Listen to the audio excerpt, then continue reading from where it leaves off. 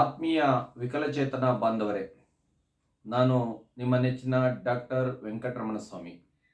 ಸ್ವಾವಲಂಬಿ India YouTube ಚಾನಲ್ಗೆ ತಮ್ಮೆಲ್ಲರಿಗೂ ಆದರದ ಸ್ವಾಗತವನ್ನು ಬಯಸ್ತೇನೆ. ಈ ಒಂದು ವಿಡಿಯೋನಲ್ಲಿ ಅಂಗವಿಕಲರಿಗೋಸ್ಕರ ಇರುವಂತಹ ಮೀಸಲಾತಿಗಳ ಬಗ್ಗೆ ತಿಳ್ಕೊಳ್ಳೋಣ. ನಿಮಗೆಲ್ಲರಿಗೂ ಗೊತ್ತಿದೆ, ರಾಜ್ಯ ಸರ್ಕಾರ ಮತ್ತು ಕೇಂದ್ರ ಸರ್ಕಾರದಲ್ಲಿ 4% ಮೀಸಲಾತಿ ಇದೆ, 4% ರಿಸರ್ವೇಷನ್ಸ್ ಇದೆ.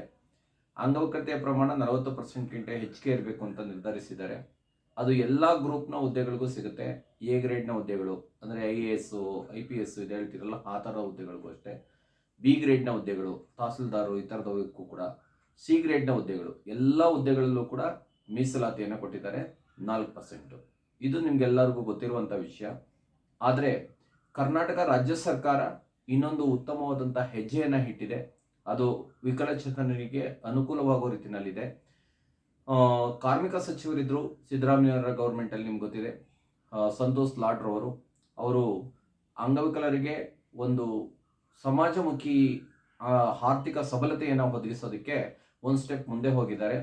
ಪ್ರೈವೇಟ್ ಸೆಕ್ಟರ್ನಲ್ಲೂ ಕೂಡ 3% ರಿಸರ್ವೇಷನ್ಸ್ ಇದೆ. ಪ್ರೈವೇಟ್ ಸೆಕ್ಟರ್ನಲ್ಲಿ ಅಂದರೆ ಈಗ ಒಂದು ಕಂಪನಿನಲ್ಲಿ 100 ಜನ ವರ್ಕ್ ಮಾಡ್ತಾರೆ ಅಂದರೆ 3 ಜನ ಅಂಗವಿಕಲರು ಇರಬೇಕು ಅಂತ ಕಾನೂನನ್ನು ಮೀಸಲಾತಿಯನ್ನು ಮಾಡಿದ್ದಾರೆ. ಮತ್ತು ಎಜುಕೇಷನಲ್ ಇನ್ಸ್ಟಿಟ್ಯೂಷನ್ ಕೂಡ 3% ಇದೆ. ಅದನ್ನು ನೀವು ಸದ್ಬಳಕೆ ಬಳಕೊಳ್ಳಿ. ಇನ್ನೊಮ್ಮೆ ಹೇಳ್ತಾ ಇದ್ದೀನಿ, ಪ್ರೈವೇಟ್ ಖಾಸಗಿ ಒಡೆತನದಲ್ಲಿ ನಡೀತಾ ಇರುವಂಥ ಕಂಪನಿಗಳು, ಇಂಡಸ್ಟ್ರೀಸ್ನಲ್ಲಿ 3% ರಿಸರ್ವೇಷನ್ನು ಅಂಗವಿಕಲರಿಗೋಸ್ಕರ ಇರಬೇಕು. ಮತ್ತು ಎಜುಕೇಷನಲ್ ಇನ್ಸ್ಟಿಟ್ಯೂಷನ್, ಶೈಕ್ಷಣಿಕ ಸ್ಕೂಲು, ಕಾಲೇಜಸ್ಸು ಇದರಲ್ಲೂ ಕೂಡ 100 ಜನ ವರ್ಕ್ ಮಾಡ್ತಾರೆ ಅಂದರೆ 3 ಜನ ಅಂಗವಿಕಲರು ಕೆಲಸ ಮಾಡೋ ರೀತಿಯಲ್ಲಿ ಇರಬೇಕು. ಈ ಸವಲತ್ತನ್ನು ತಾವು ಬಳಸ್ಕೊಳ್ಳಿ ಅಂತ ತಿಳಿಸ್ತಾ ಈ ಒಂದು ವಿಡಿಯೋನ ನಿಮ್ಮ ಜೊತೆ ಹಂಚ್ಕೊಳ್ಳೋಕ್ಕೆ ಅವಕಾಶವನ್ನು ಮಾಡಿಕೊಟ್ಟಂಥ ಎಲ್ಲರಿಗೂ ಅಭಿನಂದನೆಗಳು.